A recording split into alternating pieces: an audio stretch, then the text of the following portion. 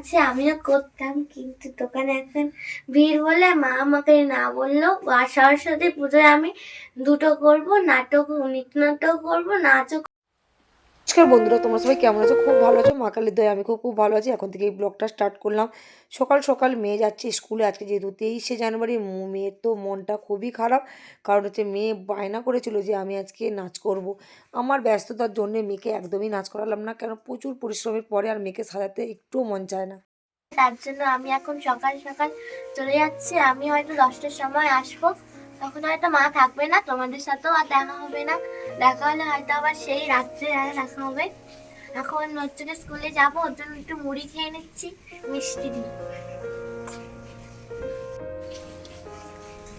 বকগুলো কি সুন্দর দেখো, চারদিকে কুয়াশা ভরা একদম আকাশ, খুব সুন্দর লাগছে। আমি অ্যাকচুয়ালি এতটা তাড়াতাড়ি উঠি না, মানে একটু দেরিতে উঠি। আমার মেয়ে উঠেছে অনেকটাই আগে, ঘুটুং ঘুটুং করছিল, ওর ঘুটুং ঘুটুঙে দেখে আমি উঠে পড়লাম। আর বক মামাগুলো দেখো কি দারুণ করছে। আমি অ্যাকচুয়ালি অনেকটাই দেরি করে উঠি, 4:30টার সময় উঠি, যেহেতু সারাদিন আমরা ঘুমাই না।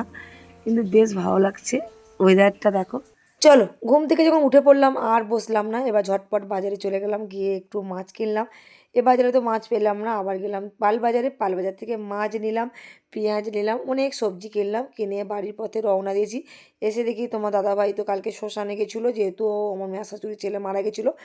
এসে আর চান টান করেছে, তাই বাইকটাও বাইরে ছিল, বাইকটাকে তুলে দিল।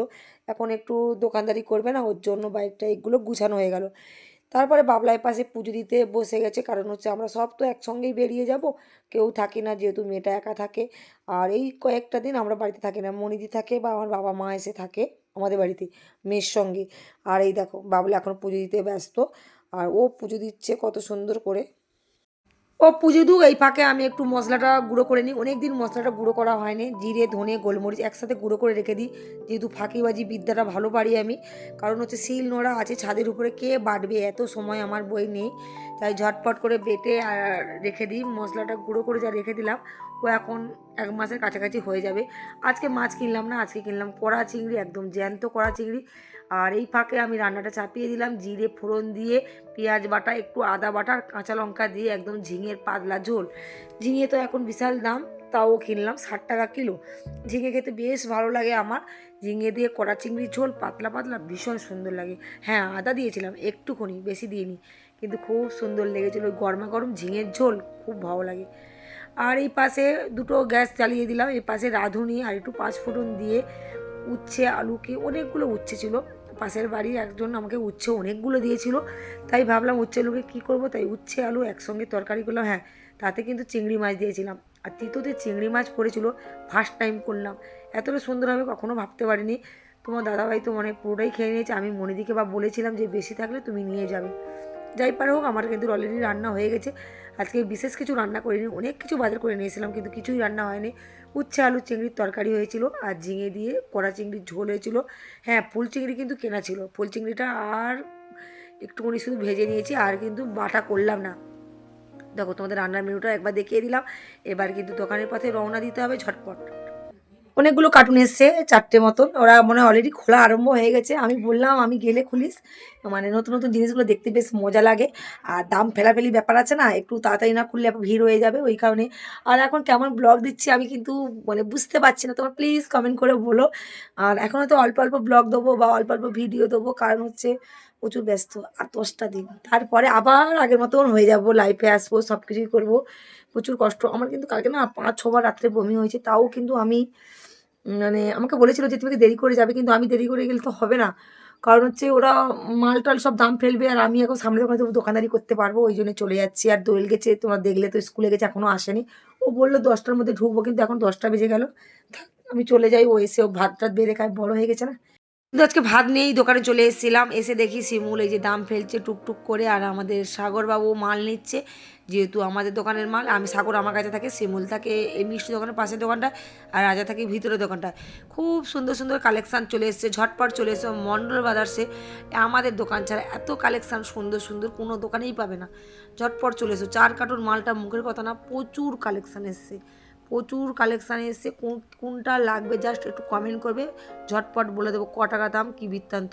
এখন দোকানদারি করছে, আর এদিকে তোমাদের সবাই মিলে মাল মিলনে চলছে, প্রচুর মাল এসছে, তোমাদেরকে একটু আগে জানালাম, তাই ভাবলাম তোমাদেরকে একটু শেয়ার করি। যারা যারা দেখছো কাকদ্বীপ থেকে তারা অবশ্যই চলে এসে মন্ডল ব্রাদার্সে।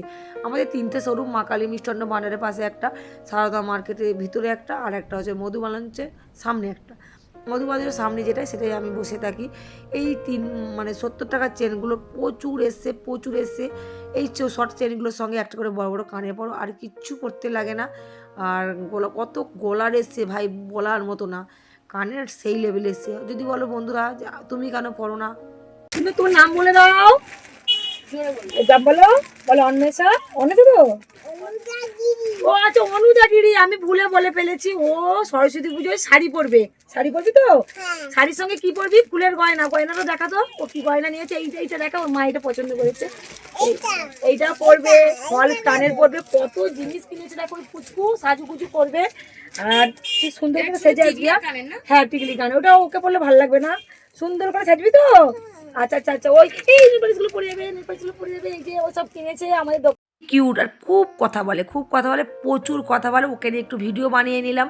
আর এই দেখো, যদি বলো যে তুমি কেন সাজো না বৌদি, আমি না সারাদিন এত মানে ঘাটাঘাটি করি তো, আর ইচ্ছে করে না সাজতে, তাই আমি চাই তোমরা সাজো। তোমরা সাজলে বেশি সুন্দর লাগবে আমার থেকে। আর তোমরা যদি বলো যে কোন শাড়ির সঙ্গে কী পরতে হবে, সেই সব ডিরেকশান আমি দিয়ে দেবো, ওগুলো মানে ভালোই জানি। চলো, এখন রাত 9টা বাজে, আমি এখন লাইভ করতে বসছি, কারণ হচ্ছে সারাদিন টাইম পাইনি। রাত 9টার সময় লাইভ করছি, তারপরে মাল কার্টুন খালি করব, তারপরে বাড়ি যাব। এত ব্যস্তর মধ্যে বলার মতো না, প্রচুর ব্যস্ততার মধ্যেই আমি থাকি। আর কেমন লাগছে ঝটপট চলে এসো মন্ডল বাসে। ওয়াও, এইটা তো আরও সুন্দর, কি সুন্দর কালেকশান পাওয়া যায়।